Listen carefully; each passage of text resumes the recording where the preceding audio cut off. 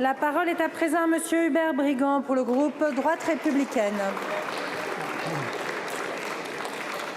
Ma question s'adresse à Madame la ministre, non pas du déménagement du territoire, et accessoirement à Monsieur le ministre de l'anti-ruralité. Là, Monsieur le Premier ministre, vous n'avez pas fait de bonne pioche. Madame la ministre, vous êtes la reine des suppressions de communes, la reine des communes nouvelles, la reine de Rennes, RE2NES, la grande métropole, avec Château-Giron, plus de 10 000 habitants, on est quand même loin de la ruralité. Et pour arriver à vos fins sur la loi qui concerne la parité, dite de la parité, mais qui cache en réalité beaucoup de choses, vous avez utilisé ici même un tour de passe-passe. Le premier tour ne convenait pas, vous avez réussi à faire en sorte qu'il y ait un deuxième tour qui vous soit plus favorable. Voilà, cet acharnement, ça a déclenché finalement de la rage en milieu rural. Il y a un mécontentement général. Alors, Monsieur le ministre de l'anti-ruralité, président des communes rurales, a cautionné cette action. Eh bien, il s'est mis en retrait, je pense qu'il aurait dû démissionner. Quoi qu'il en soit, son siège, à mon avis, me semble très compromis. Et dans tout ça, la démocratie, une seule liste dans les 3/4 des communes, on n'aura plus le droit de rayer, on n'aura plus le droit de rajouter, une seule liste, on n'a pas le choix. Comme dans la dictature. Dans la dictature, c'est comme ça. Eh ben oui, c'est comme ça. Voilà, alors imaginez un peu le désespoir, on va compter les suffrages exprimés. On va compter les suffrages exprimés. Et les problèmes commencent. 3 femmes, quand il y a 3 femmes adjoints, comment on fait? Alors, Monsieur le Premier ministre, la ruralité, ce n'est pas votre tandem ici, c'est moi. 135 km du nord au sud, 342 communes, dont 332 communes de moins de 1000 habitants. Comment on fait maintenant? Comment on va s'en sortir maintenant que la crise est dans les territoires ruraux? Je vous écoute pour votre réponse.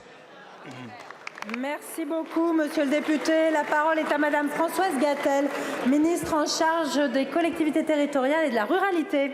Monsieur le député Brigand, je vous remercie très sincèrement de votre question qui me permet de répondre à vos interrogations. Juste pour vous dire que je suis née dans un village de 600 habitants et que j'ai depuis 1 an, je me suis déplacée dans 48 départements où à chaque fois nous avons parlé de cette proposition de loi qui est un projet, proposition de loi issue de l'Assemblée.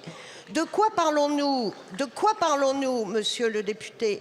Nous parlons de la nécessité d'avoir pour chaque commune de France un projet et une équipe. Je vous renvoie à l'étude du Cevipof qui démontre que les plus grandes difficultés sont rencontrées par les maires des petites communes au sein de leurs conseils municipaux parce qu'ils sont parfois seuls à défendre les choses et qu'aujourd'hui le panachage, c'est ce qu'on appelle chez moi dans la ruralité le tir au pigeon et ailleurs le bal-trap.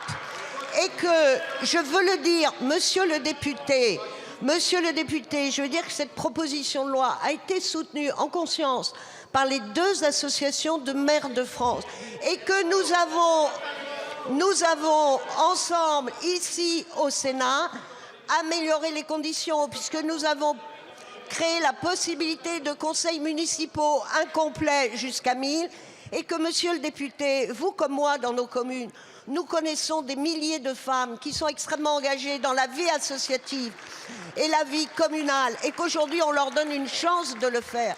Et nous le ferons aussi grâce au statut de l'élu que le Premier ministre soutient.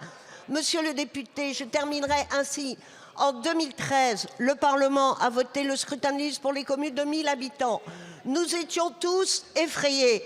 Aujourd'hui, pas une seule de ces communes ne reviendrait au panachage. Je pense que nous avons collectivement œuvré pour la démocratie. Je vous remercie. Merci beaucoup, Madame la ministre. Monsieur le député. Écoutez, Madame la ministre, c'est pas moi que vous allez faire les leçons du monde rural. Non, je crois qu'on n'est pas dans le même monde. Hein. Vous vivez dans les ministères, moi je vis dans des communes de 40 habitants. 332 communes. Je vous remercie, Monsieur le député.